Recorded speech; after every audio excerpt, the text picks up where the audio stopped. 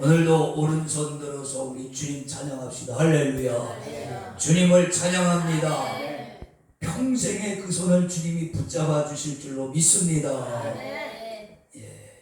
예루살렘을 향하여 오늘 말씀 제목입니다.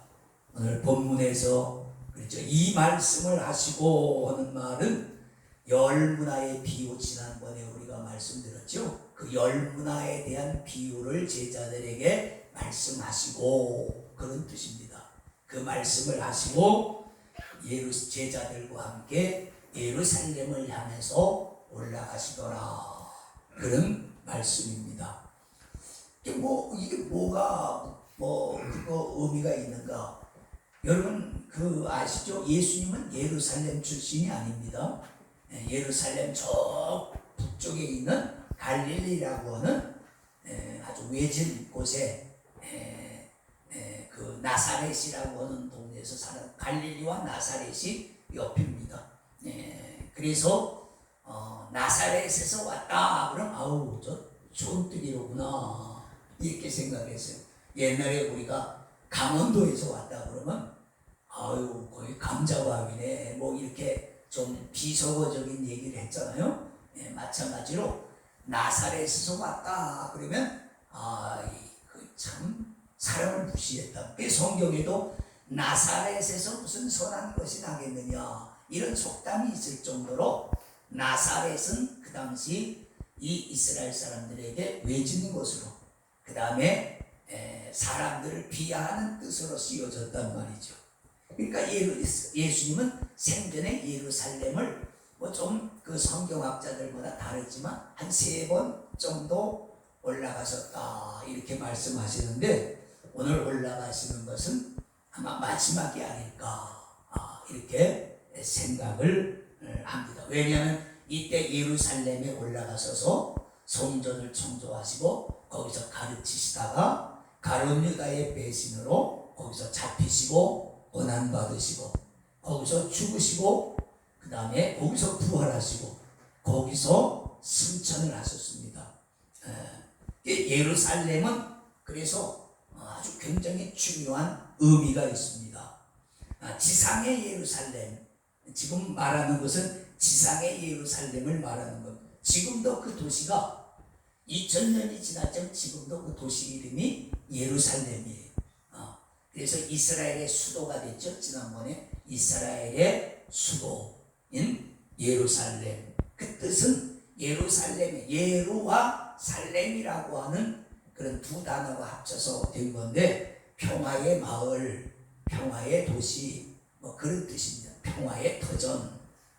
그런데 아이러니하게도 평화의 마을인데 그 예루살렘을 둘러싸고 세계 3대 종교 기독교와 유대교와 이슬람교가 서로 그 땅을 차지하려고 서로 여기가 자기 것이라고 다투는 바람에 아주 갈등과 싸움의 진원지가 되기도 하고, 그 때문에 예루살렘은 항상 세계 톱뉴스의 앞머리에 있습니다. 요즘도 계속 이스라엘과 예루살렘에 대한 뉴스가 나오잖아요. 그렇죠? 팔레스타인과의 싸움과 전쟁 뭐 이런 것 때문에 트럼프가 우리나라에는 별로 관심이 없는데 예루살렘에 무슨 일이 있다 하면 특달같이 달려가고 특달같이 발표를 하고 특달같이 도우고 그런다.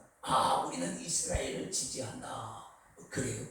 그 트럼프의 그 부인이 유대인 출신이라는 그런 말도 있고, 하여튼 트럼프가 유대인들과 유대인 계통의 혈통이 있는가 봐요. 그래서 트럼프는 굉장히 친이스라엘적인 그런 그 믿음을 가지고 있습니다. 자, 그런데 이 예루살렘이라고 하는 지상 예루살렘은 우리가 잘 알다시피 신구약 성경에도 중심적인 그런 장소죠. 구약 성경에서도 그렇고 신약 성경에서 예루살렘이라고 하는 말이 계속해서 반복이 되는 것입니다.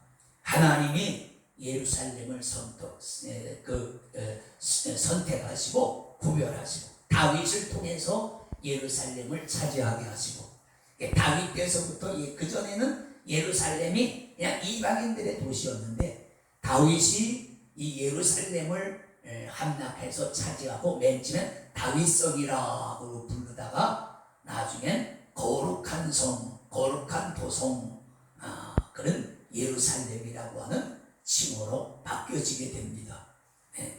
뭐 이게 이야기가 깁니다만 이 예루살렘은 하나님께서 옛날에 창세기에 가보면 아브라함이 이삭을 번제로 드리던 제단이 예루살렘 성전태일 거기가 거기고, 또 다윗이 범죄했을 때에 천사가 나타나서 방법을 가르쳐 주던 곳이 바로 예루살렘이고, 그 다음에 예수님의 탄생 예루살렘은 아니지만 예루살렘에서 오리 한 2km 떨어진 곳에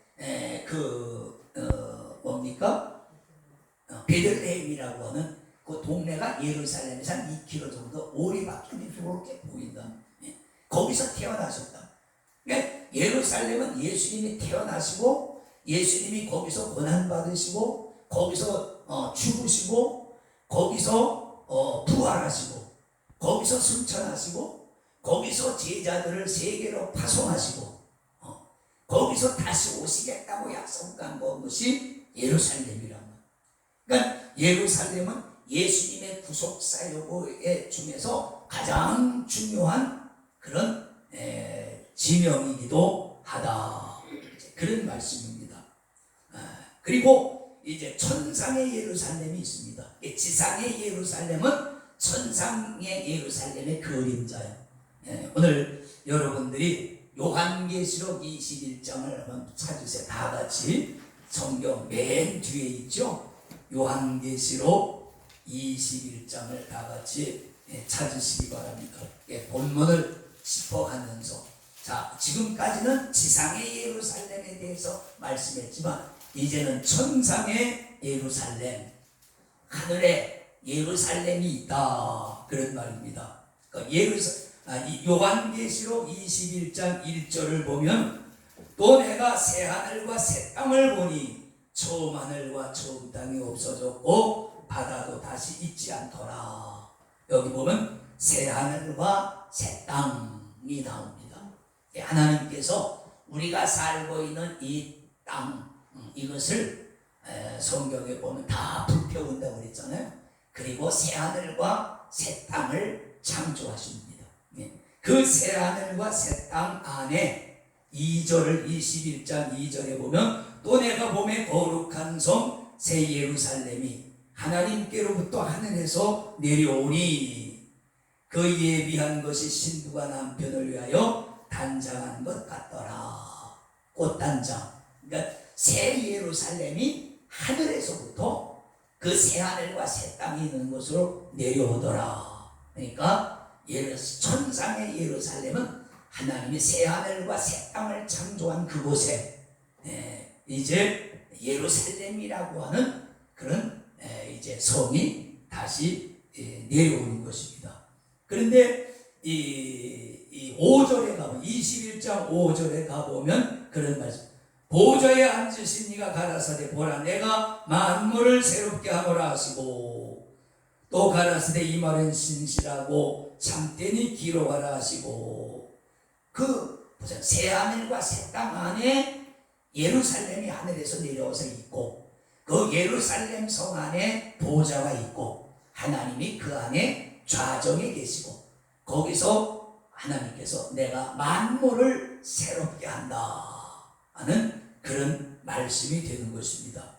그런데 이제 그것도 중요하지만 가장 중요한 것은 이거예요. 넘어가서 9절과 10절 22장 9절과 10절 봅니다. 함께 다 같이 읽습니다. 시작. 7 대접을 가지고 마지막 7 재앙을 담은 7 천사 중 하나가 나와서 내게 말하여 가로되 이리 오라.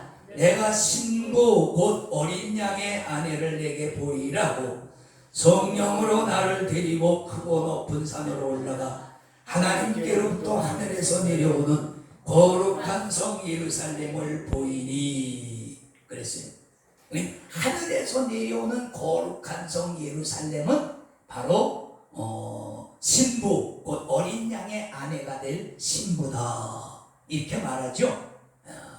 그러니까 여기서 거룩한 성은 이 21장서부터 이제 그 9절서부터 쭉 보면 그 예루살렘 성이 금은과 각종 보석으로 지어진 것으로 이렇게 나오는데, 그러니까 이 말을 종합해 보면 거룩한 성 예루살렘은 이렇게 보석이나 그걸로 지은 도시라기보다는 교회, 하나님의 신부를 의미한, 하나님의 신부는 교회거든요.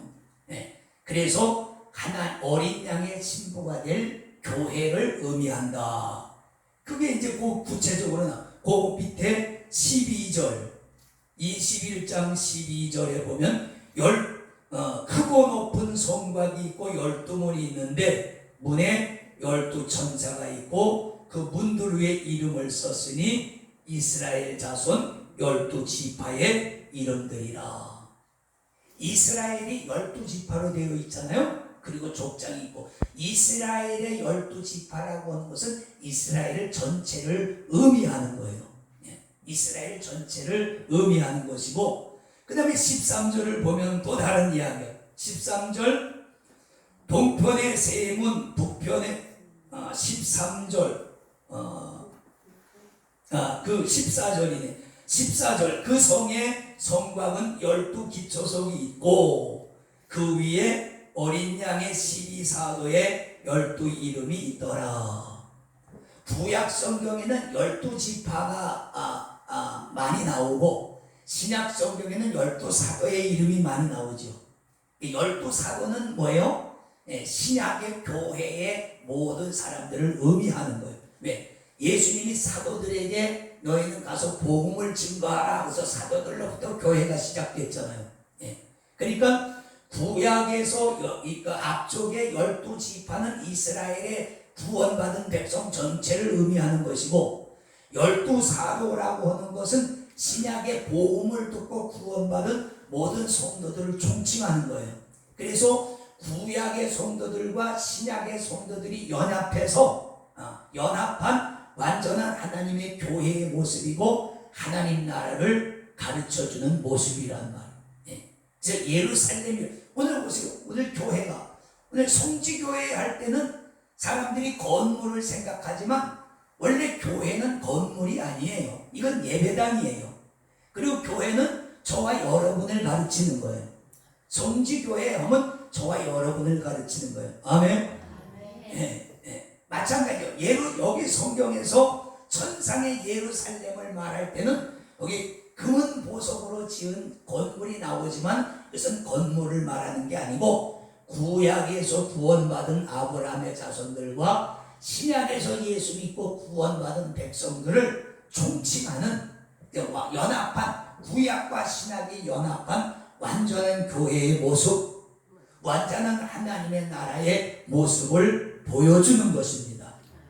예루살렘은 그래요. 지상의 예루살렘이 있고 천상의 예루살렘이 있는데, 천상의 예루살렘은 교회의 모습이다. 완성된. 지금은 우리 교회는 부족해요. 여러분도 부족하고 나도 부족하잖아요. 예수 믿음에도 불구하고 우리는 아직도 허물이 많고 실수하고 부족하단 말이죠. 근데 완성된 교회의 모습은 실수하지 않습니다. 하나님이 하신 것이, 그래서 이 예루살렘이 하늘로부터 내려왔다는 말은 사람에 의해서 되어진 교회가 아니라 하나님의 은혜로 되어진 교회다. 아멘입니까? 그런 뜻이에요. 자, 예루살렘을 그렇게, 예루살렘은 새 하늘에서 내려오는 새 예루살렘은 구약의 교회와 신약의 교회가 연합된 완전한 하나님의 교회의 모습이다. 이것을 마음에 두시고, 자, 오늘 설교의 핵심은 뭐냐면 방향성과 방법입니다. 예수님이 어디를 향해서 가시었더라? 어디를 향해서? 예루살렘을 향해서 가셨더라. 방향성입니다. 예수님은 예루살렘에 올라가면 당신이 죽을 걸 알아요. 예루살렘에 올라가면 유대인들에게 잡혀서 고난받으시고 죽을 걸 알지만 그렇게 돼야 예수님이 이 땅에 하러 오신 구원 사역이 완성되는 것이에요. 그래서 예루살렘의 고난과 죽음이 기다리고 있지만 주님은 그 길로 가야 되기 때문에 방향을 예루살렘으로 잡으셨단 말이에요. 제가 여러분에게 묻습니다. 여러분은 지금 어느 방향으로 가고 계십니까? 삶의 방향이 어느 쪽으로 되어 있느냐 그 말이에요. 예수님은 예루살렘을 향하셨습니다. 아까 그랬죠? 예루살렘은 신구약 성경의 중심, 예수님의 구속 사역의 중심지가 바로 예루살렘이다. 그렇습니다. 그리고 예루살렘은 신구약 교회가 연합돼서 완성된 하나님의 완전한 교회, 예수님의 신부, 예수님의 어린 양의 신부된 교회의 모습이다. 우리는 그 모습을 향해서 우리도 방향을 잡아야 되는 거예요. 삶의 방향이 어디로 돼요? 누가복음에 보면 예루살렘에서 여리고로 내려가다 뭘 만나? 강도를 만나잖아. 그러니까 그거는 여리고에서 사실은 예루살렘으로 올라가야 되는데 이 사람은 예루살렘에서 여리고로 내려가다 강도를 만났다. 그러니까 오늘 우리는 우리가 예수님의 제자라고 예수님 가는 길 가야 되죠. 예루살렘을 향해서 주님이 방향을 잡으셨으니까 이 시대의 성도들도 삶의 방향을 예루살렘을 향해서 잡아야 된다. 그러니 오늘 세상은 각종 많은 그런 어떤 소식을 주면서 사람들을 미혹하잖아요. 요즘 사람들은 진리에 관심이 없죠. 구원이나 영생이라든지 진리라든지 천국이라든지 그런 말로는 조롱을 당해요. 야, 로켓가 달나라에 가는 세상인데 하늘나라가 어디니? 야, 우주인이 올라가서 봐도 천국을 못 보고 왔대더라. 뭐 이런 소리 난다는. 사람들은 천국에 관심이 없어요. 오히려 이 세상에서 재밌게 사는 거, 재밌게 건강하게 살고 돈 많이 버는. 사람들에게 물으면 제일 많이 대답하는 게 뭐겠어요? 너 원하는 게 뭐냐? 물어보면 가장 많이 대답하는 게 뭐예요? 돈이에요. 동서양을 막론하고 다 사람들은 돈 좀 많이 벌었으면 좋겠다. 돈. 누가 그러죠? 사람은 평생 돈 하다 죽는다. 돈 하다 돌아간대. 그 사람들의 관심은 재물에 가서 있단 말이에요. 사실이죠. 재물이 할 수 있는 것이 많으니까 그렇단 말이죠. 그런데 성경은 오늘 우리의 삶의 방향이 어느 방향을 향해서 갈 것인가? 예루살렘이 있는 방향.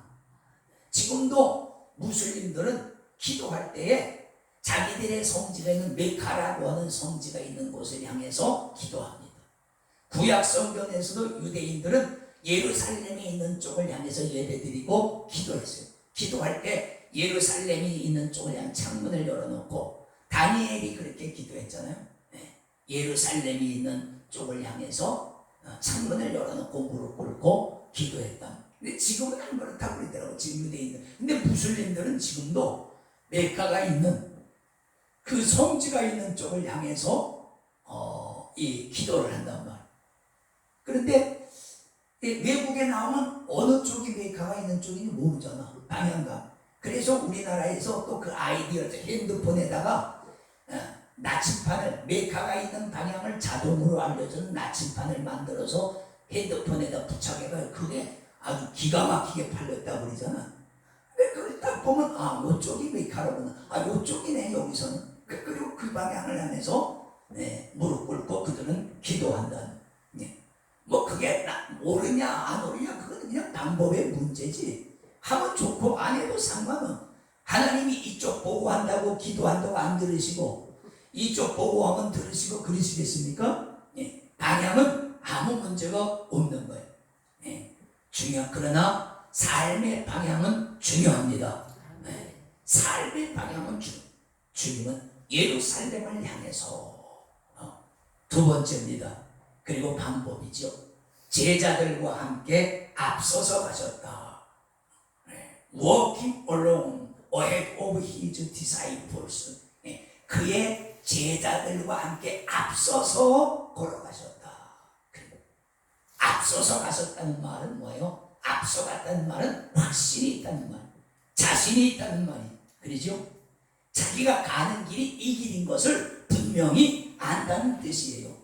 사람들이 여러분 방향을 잃으면 길거리에서 헤매잖아요. 저도 다른 도시에 가면 이쪽으로 가야 되는 건지 이쪽으로 가야 모른단 말이에요. 뭐 이렇게 사방을 둘러보는 사람은 길 잃은 사람이야. 그죠? 제일 빠른 건 물어보는 거야, 사람들한테. 시청은 어디로 갑니까? 근데 그걸 안 물어보는 게 창피하다고 지가 찾으려고 그러면 아주 수많은 시행착오를 거친단 말이죠. 예, 그렇습니다. 예수님은 앞서서 당당하게 가신 것은 뭐야? 당신이 가야 될 방향을 확실하게 알고 분명히 알고 확신하는 거예요. 내가 이 길을 걸어가면 내가 이 땅에 온 목적을 달성할 수 있다. 그런 뜻이에요. 예. 성도들 마찬가지. 예수 분명하게 믿는 사람은 확신이 있는 사람이에요. 분명하게 예수 믿으면 구원받고 천국 가고, 그 확신이 있으면 열심히 믿는. 근데 나오다 말다 잊어버릴 만하면 한번 나오고 바쁘면 안 나오고 그런 사람들은 확신이 없는 사람이야. 확신이 없고 자신감이 없기 때문에 그래. 글쎄 가긴 가야 될 텐데 이게 확실한 길인지, 괜히 예수도 없는데 천국도 없는데 천국 있다고 따라가다 망하는 거 아니에요? 인생 허비하는 거 아니에요? 그러니까 우물쭈물한다. 그렇잖아요. 자신감이 없는 사람은 우물쭈물하지 말라는 게 오늘 말씀이에요. 확신이 없기 때문이고 자신감의 결연입니다. 방향을 알지 못하기 때문에. 그러니까 보세요. 요즘 사람들도 그렇잖아요. 자기 목적이 뚜렷한 사람은 부지런히 일어나서 일하고 저축하고 절제합니다. 근데 삶의 목표가 없는 사람들은 아무 때나 일어나고 그냥 아무 때나 먹고 있으면 먹고 없으면 굶고 그냥 이렇게 사는 거야. 그런 사람들이 지금 얼마나 삶의 방향을 모르는 거야. 이렇게 좋은 시절에 살면서도 삶의 방향이 없는 거야. 그래서 꿈이 없는 백성은 망한다는 말이, 그래서 국가도 마찬가지. 지금 우리 대한민국 보면 새로 된 정부가, 먼저 정부도 그랬는데 이번 정부도 뚜렷한 국가 비전이 없어. 그저 맨날 기본소득만 얘기하고 맨날 기본적으로 보태주는 데는 얘기가 내란 징계해야 되는 그런 얘기만 하지, 국가 비전이 우리가 앞으로 20년 후에 50년 후에 100년 후에 나갈 뚜렷한 비전을 제시하지 못하는, 먼저 정부도 그래. 그게 답답했는. 그러니까 대통령들이 비전이 없는 사람들이 대통령이 되니까 그렇게 되는 거야. 여러분 대통령이 되면 적어도 내가 다스리고 있는 나라가 앞으로 어떻게 가야 될 방향이 뚜렷해야 된단 말이야. 비전을 국민들한테. 옛날에 여러분 박정희 때 그랬잖아. 우리도 한번 잘 살아보자. 필리핀보다도 못 살던 나라, 세계에서 가장 빈곤한 나라, 거기서 그분이 외친 게 우리도 한번 잘 살아보자. 그리고 5개년 계획을 쫙쫙쫙쫙 한번 끝난 다음에 다시 2차 5개년 3차 5개년 쫙 나가잖아요. 그 결과가 어떻게 됐어요? 국가 부흥과 발전을 이루었잖아요. 그 다음에 대통령들은 별 그런 비전이 없어. 그냥 주먹구구시고 앞에 닥친 그 일이나 해결하려고 허덕허덕대고 막 그런단 말. 그래서 지도자가 중요해. 일은 국민이 하지만 목표는 지도자가 제시를 해야 되는 거죠. 예수님이 여기 앞서 예루살렘을 향해서 제자들과 함께 앞서, 제자들은 사실 마음으로 꺼려했죠. 거기 올라가면 잡힐 걸 뻔히 아는데. 그래서 도마가 그러죠. 우리도 주와 함께 죽으러 가자. 아니 유대인들은 돌로 쳐서 어떻게든 예수를 보면 잡아서 죽이려고 하는데, 예루살렘으로 올라간다는 말은 죽기를 각오하고 간다는 뜻이다. 제자들은 꺼렸단 말이에요. 그러나 선생이 가신다고 하니까 따라. 그래서 주님이 앞서가시는 거예요. 말씀 요약합니다. 오늘 말씀의 핵심은 두 가지입니다. 방향 설정. 예루살렘을 향하여. 오늘 우리 교회의 방향 설정은 하늘의 새 예루살렘이 되어야 될 줄로 믿습니다. 구약 성경을 보세요.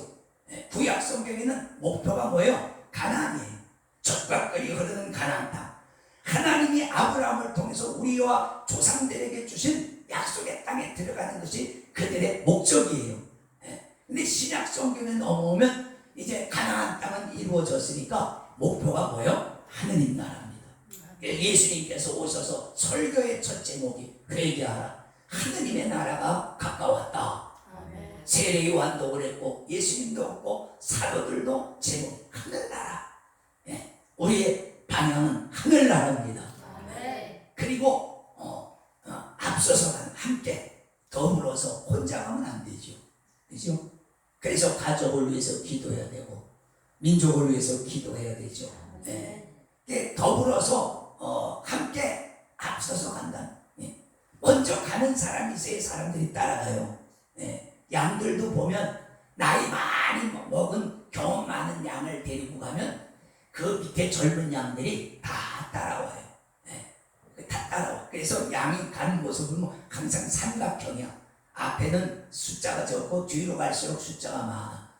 젊은 양들이 많으니까. 그래서 목동은 다 데리고 가려면 그거 너무 힘들어. 그러니까 경험 많은 그 양을 한 마리 딱 데리고 가면 그 양을 따라서 그 밑에 양들이 줄줄이 다 따라온다는 거예요. 교회도 그렇습니다. 자신감을 가지고 확신을 가지고 앞서가는 사람이 있어야 돼요. 일도 그렇고 선교도 그렇고 교회 일도 야 이거 합시다. 그럼 장로라든지 안수집사님 권사님 아멘 합시다 그러면서 헌금을 엄마 딱 먼저 한다든지 그렇고 제가 하겠습니다. 이렇게 해야 일이 추진되지. 목사님이 합시다 그랬는데도 장로들이 가만히 있고 권사들도 가만히 있고 글쎄요 일이면 이건 일이 안 돼. 보나마나 일이 안 돼. 장로는 그런 역할을 해야 되는 거야, 권사들. 근데 그런 역할을 안 하면서도 못하면서 장로가 되려고 그러고 권사가 되려고 아무 역할도 못하고 나이 먹으면 값을 해야 되잖아. 그렇죠? 어른은 어른의 값을 해야 되는 거야. 근데 요즘은 오래 댕기면 장로를 줘야 되고 오래 댕기면 권사를 줘야 된다. 그러니까 아무리 장로가 우리나라에 많고 권사가 많아도 안 되는 거야. 되는 교회는 물론 되지만 중요한 것은 그런 것이 방향의 설정, 그 다음에 자신감을 가지고 앞서서 가야 됩니다. 확신이 있거들라 뒤처지지 마세요. 뒤처지는 것은 자신감이 없다는 뜻이고 믿어지지 않는다는 뜻이야. 말로는 믿습니다 하지만 실제적으로 가슴에서는 안 믿어진다는 뜻이거든. 그래서 능력이 어디서 나와요? 확신에서 나옵니다. 능력은 확신에서 나와요. 그렇습니다. 확신이 없이 외치면은 오히려 그 흑암의 권세 마귀도 알죠. 알고 오히려 우리를 얕잡아봐요. 저는 그런 체험 많이 했습니다. 아는 사람들이 이론적으로만 성경을 알고 하면은 뭐라고 그러는 줄 알아요? 귀신 쫓으러 가고 병 고치러 가면 그 사람이 뭐라고 그러는 줄 알아? 니까짓 게 권사냐? 니까짓 게 목사냐? 그런다. 왜? 머리로는 이게 성경을 알고 있지만 그걸 경험해 본 적도 없고 체험해 본 적도 없고 확신이 없으니까 그런 소리를 하는 거예요. 옛날에 그랬다니까요. 어느 성결교회인데 안수 집사가 귀신이 들려가지고 그 동생이 우리 교회 집사였으니까 나한테 와서 예배 좀 드려달라고. 그 교회 담임 목사님이 있는데 왜 내가 가서 하느냐. 그건 목회 더 이상 안 된다. 그랬더니 그 우리 목사님은 못한다고 그러는데 어떡하느냐. 그럼 허락받고 와라. 담임 목사님. 타교회 목사가 가서 예배 드려도 되는지 허락을 받고 와서 가니까 그랬다는 거예요. 담임 갑자기 이 양반이 안수집사인데 갑자기 행설수설하고 막 그래가지고 담임 목사가 이제 시방을 갔잖아. 가니까 그리들에는 자기 목사래. 니까짓 게 목사냐? 니까짓 게 목사냐? 그러니까 담임 목사님 예배 드리러 갔다가 이거 황당한 거예요. 예배가 되겠어요? 안 되죠. 그러니까 나한테 와서 그래. 나도 그래서 우리 집사람도 가고 그때 같이 가가지고 저도 개인적으로도 아는 사람, 목사님 오셨어요. 그래 내가 한번 좀 꾸짖었죠. 안수 집사님이 돼가지고 왜 그래요? 정신 차려요? 그러면서 무릎 꿇고 앉으라고 그랬더니 무릎을 팍 꿇더니 그 예배 한 주일간 드렸을 거예요. 한 주일간 드렸는데 마지막 날에 그러더라. 그 안방에서 예배 드리는데 고척동이었었어요. 고척동에 있습니다. 그 나중에 그래. 아유 목사님 왜 이렇게 소똥 냄새가 나요? 아우 냄새. 아니 우리 안방에서 무슨 도시의 안방에서 무슨 소똥 냄새가 나겠어요? 우리는 안 나는데 본인은 나. 그 귀신이 나가는 증거거든. 귀신은 그냥 안 나거든. 악취를 풍기거나 거꾸로 뜨리거나 울게 하거나 토하게 만들고 더럽게 나가도 아주 더럽게 나가는. 이 성경에 주님이 그랬잖아. 귀신 더러운 귀신아 그랬잖아. 귀신은 더러운 존재예요. 어두움의 존재고.